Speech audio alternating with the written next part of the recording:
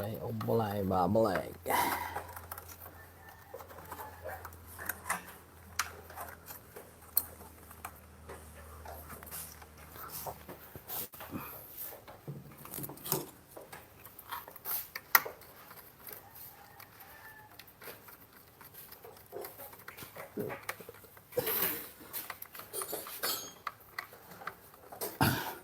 Dami nanonood ah.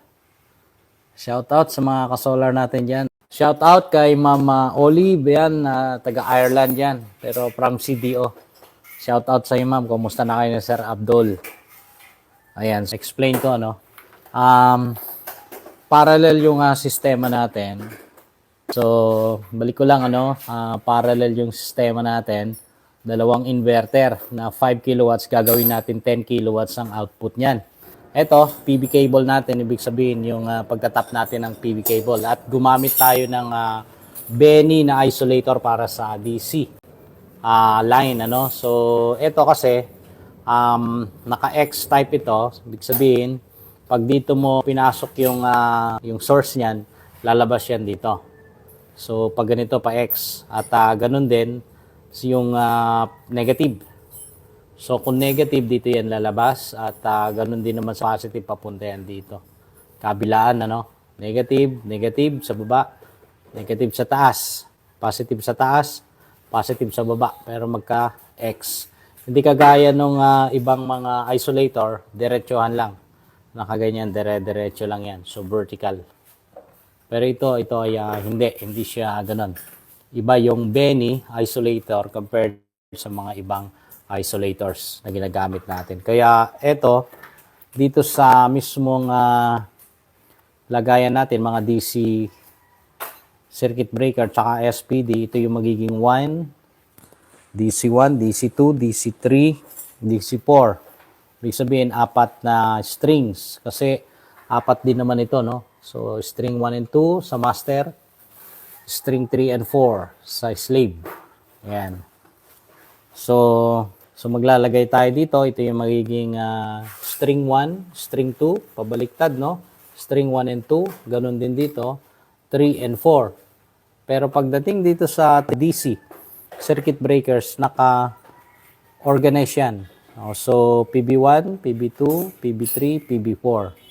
At padadaanin na lang natin yung ating connection ng maayos dito sa mga isolators. At marami pa tayong gagawin dyan. Okay, so dun sa mga gusto magpa-shoutout, yung mga orange na yan, mga BYD cells yan, malalakas yan, 250 ampere hours yan. At ayan, so tingnan natin yung mga comments. Ayun, may comment. Shoutout kay Mama Nida Cariaga. Ayan. Aha. Si Ma'am Olive, ulitin natin, ano, from CDO ito, Cagayan, pero siya ay nasa Ireland na ngayon. At good morning kay Melodia Plaba. Okay. So, magandang umaga sa inyong lahat, mga 20 viewers natin. At itutuloy ko lang yung ating paggawa.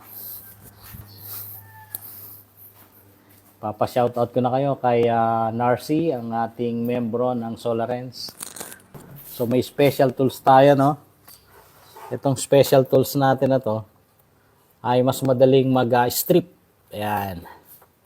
Mas madaling mag-strip dyan. At alam niyo no, mas maganda pag nilalagyan natin ng ito pang negative ito, kulay black, ferrule ang tawag dito. So maganda pag nilalagyan natin ng ferrule. Kasi kapit na kapit yung current. Especially ito, DC ito. So pag DC, kailangan talagang buong-buo yan. Buong-buo yung kuryente. Nadadaloy. At may special tool din tayo para sa crimping. Ayan, oh. So 6 ang pinakamalaki nito, 6 AWG.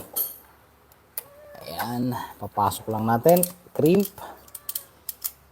So makikita nyo, parehas na black. Okay. So dito natin lalagay yan. At medyo pahirapan lang, oh. Ayun. Shot lang daw muna, walang out. At maglalagay tayo ng bus bar, ano. Babus bar natin yan kasi kailangan nakaparallel dito. Ito ang SPD, yung surge protection device, at ito naman yung DC circuit breaker. Ayan, pasok. Medyo masikip lang dito. So positive, dito natin yan lalagay. Yun, okay. So gagamit tayo ng maliit na screw kasi maliit lang yung butas nito eh. Kaya magmamanual tayo. Meron? Okay. At dito natin papasok yan. So, ako palagi pagka yung positive nilalagay ko sa left side, no? Gamit tayo ng ating crimping tool. So ito mga ka-solar, may power na yan. Papakita ko mamaya yung voltahe. Meron na yan, no? Medyo malaki lang yung PV cable na ginamit natin dito. Kaya medyo matigas. Pero pabor yun, yung ganong kalaki. Para hindi tayo kulangin, ano, yung voltage loss na tinatawag. So, pwede na tayo maglagay ng bus bar. Pang parallel to. Yung bus bar na to. Ayan. So, itetest natin mamaya. Itetest natin yung power. Okay. Ayan. So,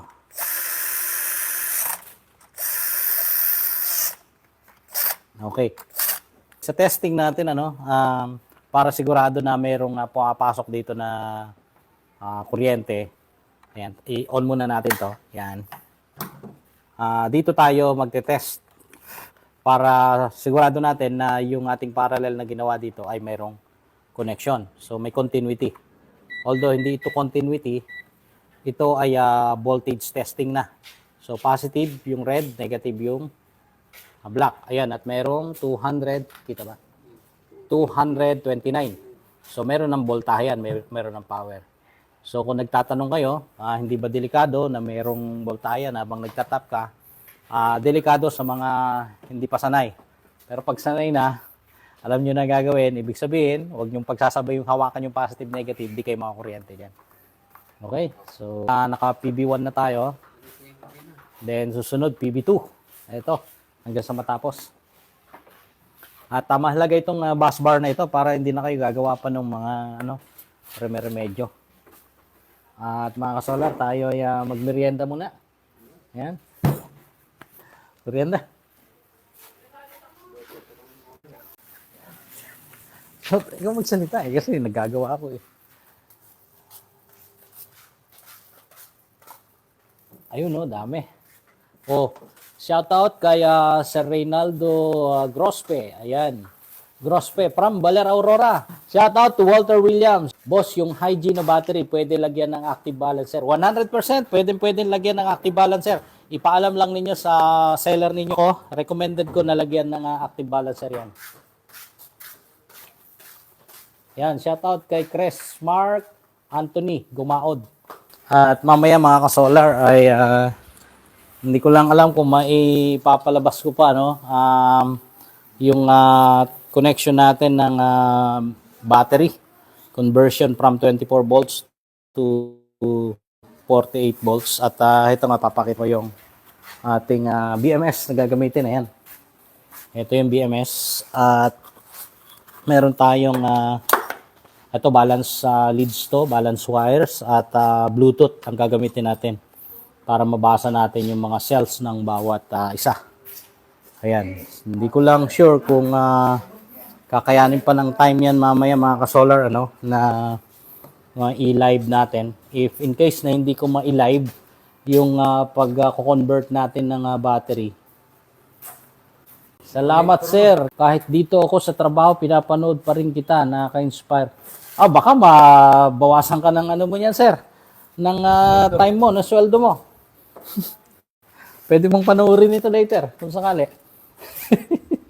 Mababawasan ka ng sweldo mo dyan. Ayan, yung mga kasama natin yan, mga kasolar. Yan, si Emerson. Emerson from Ipudam. Number 4 yan. Yung hinahawakan mo, number 1. Number 2. Number 3. I'm looking for a 3 kilowatt. From Arkansas. Okay. Si Sir FJ Tuason, musta na? By the way, maraming salamat sa pag-check mo sa system namin sa Lubao. Sana mas marami pang biyaya sa'yo. Walang ano man, sir. Sinare lang natin yung ating kaalaman tungkol sa solar at nangihinayang ako dun sa magandang setup mo dahil 8 kilowatts yun. So, dapat na ma-maximize talaga. At yung azimuth na tinatawag para sa term yan, para sa solar power system natin, makuha mo yung optimal harvest. Thank you, sir. Thank you sa pag-comment. Positive, negative,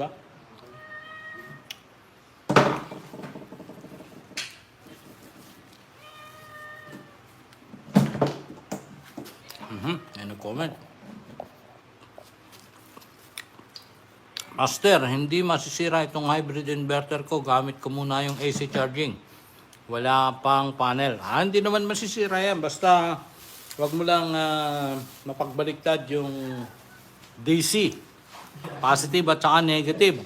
At wag lang mapagdikit yung AC in. Yung AC input. Okay yan. Shoutout sa 23 viewers.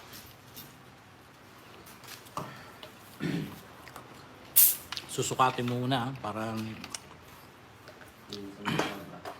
tapos pag gano'n pagbaba, Narcy, i-letter L mo na lang. Kasi yan nakadiretso kasi yan eh. Kaya nakaganyan ngayon. Meron kasing dyan papasok pa na battery cable. Baka magkasikip-sikip na.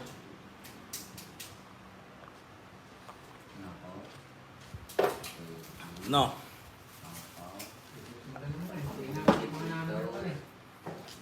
Pwede yan dyan sa likod na yan. Wag lang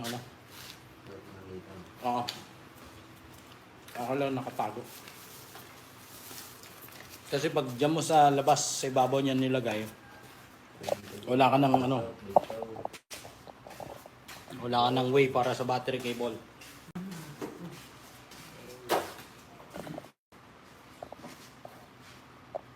And again, shout out to Walter Williams.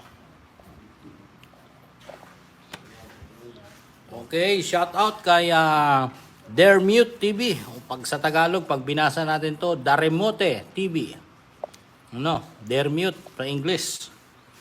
Magandang umaga, magandang morning. Good morning. So, meron tayong isang katanungan, mga kasolar, no? Ang sabi niya ay, Sir, kaya din ba yung 3 kilowatt ko na hybrid inverter sa 4 kilowatt na solar panel? Masasagot ko yan, sir, kung ipapakita mo sa akin ang data sheet ng 3 kilowatts inverter mo. Kaya kinakailangan, sir, na makita mo na yung data sheet at saka spec sheet isa lang. Dahil ay mga inverter tayo na nakalagay na ron kung naka-indicate na kung kaya nila mag-overpower, overrated power ng mga solar panel. Kagaya ng inverter natin na 5 kilowatts, kaya yan hanggang 6.5. Pero kung ganun din, kaparehas din sa'yo yung inverter na yon at merong limit kung ilan yung kakayanin, pwede mong i-check yan sa spec sheet or yung data sheet na tinatawag. Shout out kay Ariel Kunanan. Lagi nanonood dito sa atin. Laging sumusubaybay.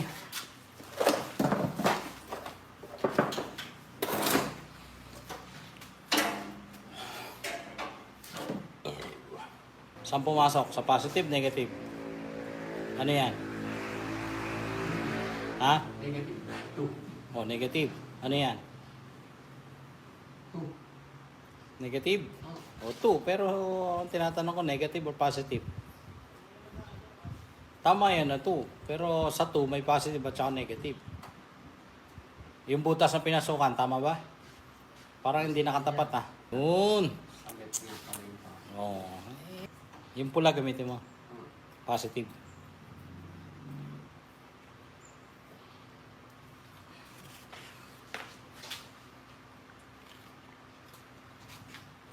Ito.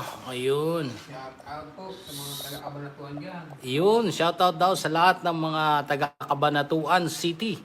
Si Sir Narciso Studio ay from 55, Cabanatuan City. At siya ngayon ang nagwa-wiring ng ating PB cable. So, may nagtanong si Dermute TV, ayan. Yes, BYD. BYD ang laman nito. So, ang ibig sabihin ng BYD ay Build Your Dreams. At yan ang company name ng battery maker. At isa yan sa mga kilala na battery maker siyempre sa buong mundo. Dahil China ngayon ang number 1 na gumagawa ng mga batteries pagdating sa lithium. At in fact, meron ng mga electric vehicle dito sa Pilipinas na pinatatakbo yung mga 4 wheels. Kung ito kay Ariel Conanan, ayan, at sabi niya kung 5 kilowatts na hybrid DEYE using 12 pieces na solar 500 watts, okay ba? Okay na okay yan, sir. Sabi ko nga, ang specs ng ating 5 kilowatts na inverter na DEYE ay 6.5 ang kaya niyan. So yung 12 pieces mo na 500 watts ay 6 kilowatts lang. So mayroon ka pang kulang na 500 watts. Pero yung output power ng AC mo ay mananatili sa 5,000 watts na rated power. So dito kay Audius Autos 4G 10BX. Nakabase yan, sir, doon sa mismong inverter mo. Kasi 8 kilowatts yan. So, may limit din yung inverter. At kung may BMS yan, halimbawa, gumagamit ka ng mga lithium, compute ka din dyan eh. Ngayon, hindi nagiging basehan yung capacity ng battery para compute mo yung BMS, yung Battery Management System. Madali lang naman kunin yon kung gusto mong itama yung BMS mo dahil kung ilan ng rated power ng inverter mo, i-divide mo lang yun sa nominal voltage. At yun na yung magiging amperahe. So, ito, shoutout kay Execute. Sir, paano set up battery? Pwede ba yan parallel? After mo malagyan ng BMS at balancer? Pwede, sir. Pero ang connection natin ngayon ay series parallel. Meron na akong nagawa nito. Mas malaki pa rito. Nasa 1.5 ampere hours. Ibig sabihin 1,500 ampere hours, 48 volts.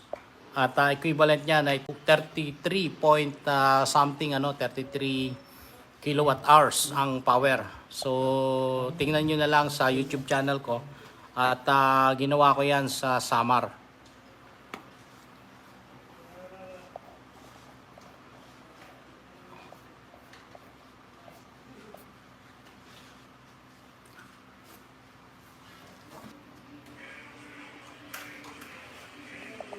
Okay mga kasolar, sagutin pa natin to.